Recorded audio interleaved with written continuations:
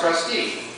People don't understand, what is that? It's I take your house and we transfer it from yourself to yourself as trustee. And it's kind of this legal fiction. And it doesn't really make any difference until something happens. Right? Until you pass away, and then the other trustee steps forward and can do stuff, and they don't have to do it. They don't have to go to court. And it makes it so much easier if you've got land, if you've got a house. That would be a better way to do it. And the other advantage of that is if you become incompetent while you're alive, if you lose your marbles, who is going to take care of you?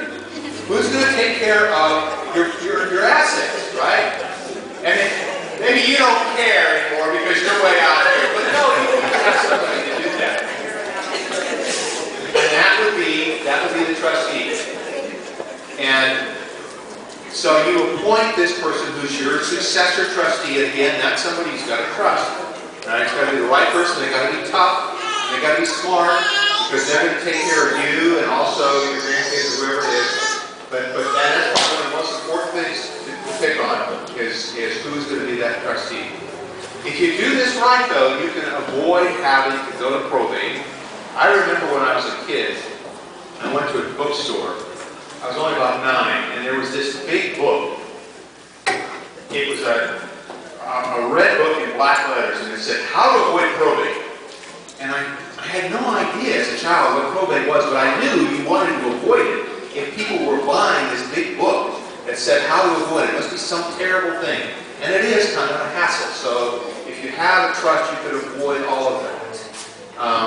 For most of us, that's probably what we want to have is either a will or a trust to handle these kinds of issues that we have.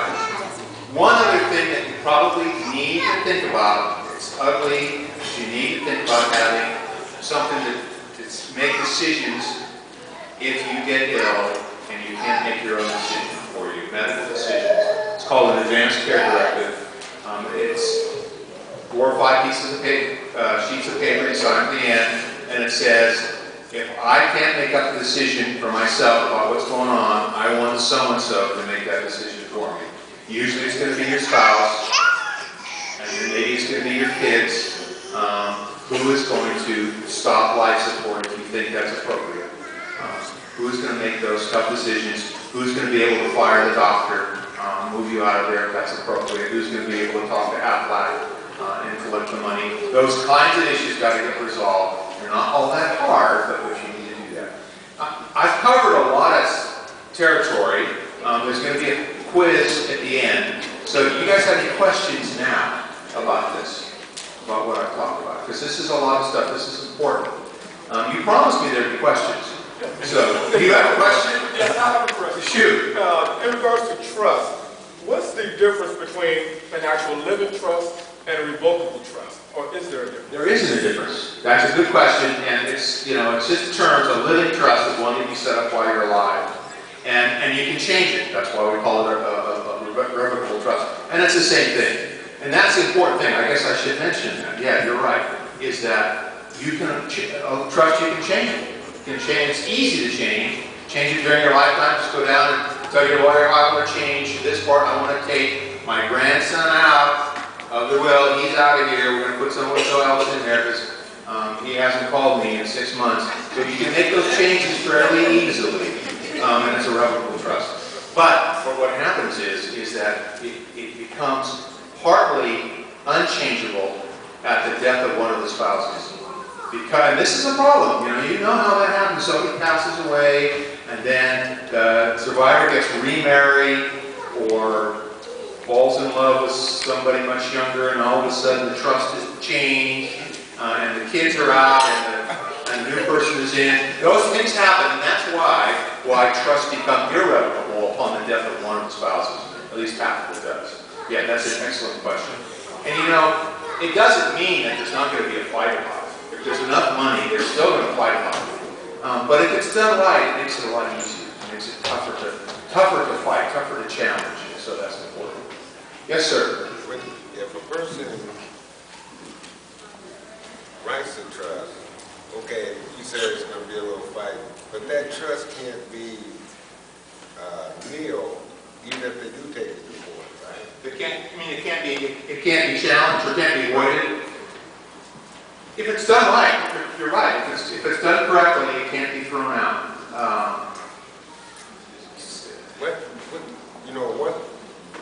Let's say if I came to you, what guarantee can I get 99.9% it's not going to happen?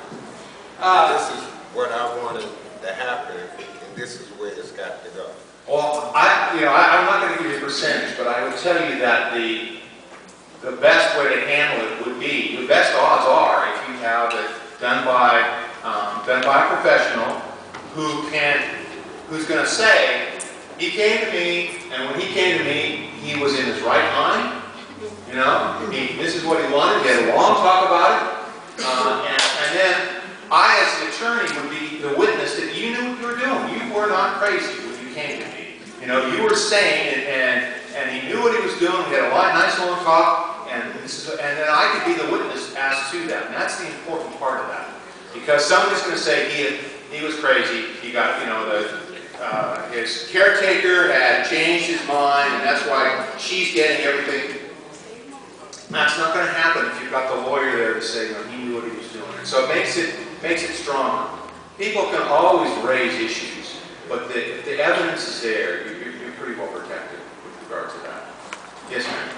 You said you would be a witness. What if something were to happen to you? Would it be written documents that you would have written? God forbid something happened to you, you died. Well, there's a presumption that if the lawyer has done it, there's that the person, and because we put in there that you were at that time of sound mind and body, so there is that presumption there, and then hopefully my secretary's still around. Right? She's younger than I am, so that's a help as well. Yeah. Would she be able to actually attest to your mental ability? She wouldn't test to my memory, but hopefully she would remember what the client was like. Oh, I remember that part. Yeah. I mean, that's the fun part of it, is having nice clients come in and you remember them and you become friendly with them. Yeah. Yes, ma'am. So a will and trust, is that something that you're looking at, like, besides a husband and wife? Because wouldn't anything happen to my husband, I wouldn't need a will and trust. Wouldn't it just, I get it?